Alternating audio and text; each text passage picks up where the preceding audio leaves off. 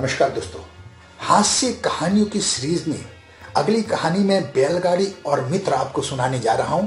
आशा है आपको पसंद आएगी। एक बार एक गांव में रघु नाम का एक व्यक्ति रहता था। उसका एक दोस्त किशन था।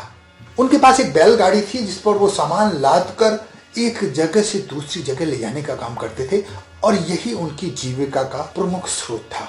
एक दिन सामान कुछ ज्यादा हो गया, बैलगाड़ी ज्यादा भर गई। उस दिन उस बैलगाड़ी को चलाना भी मुश्किल हो रहा था।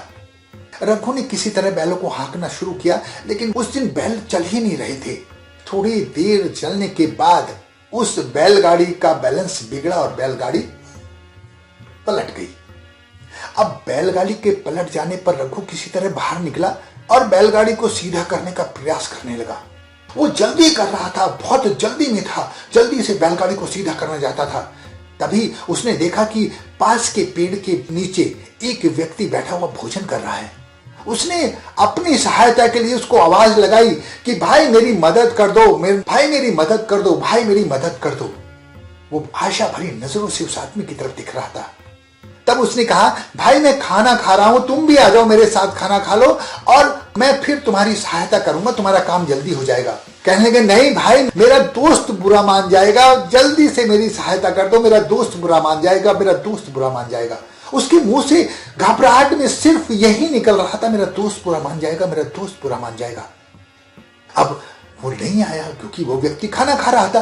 खैर रघु भी उसके पास चला गया, उसने खाना खाया। खाना खाने के बाद रघु असमंजस में था।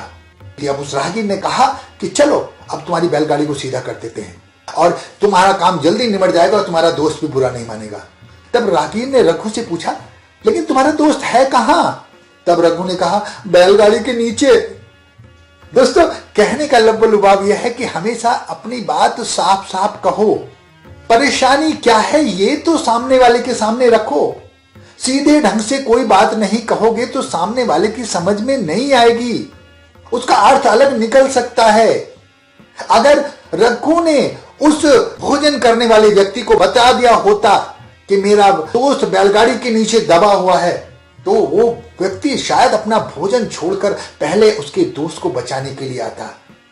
बातें साफ साफ करनी सीखिए। धन्यवाद दोस्तों।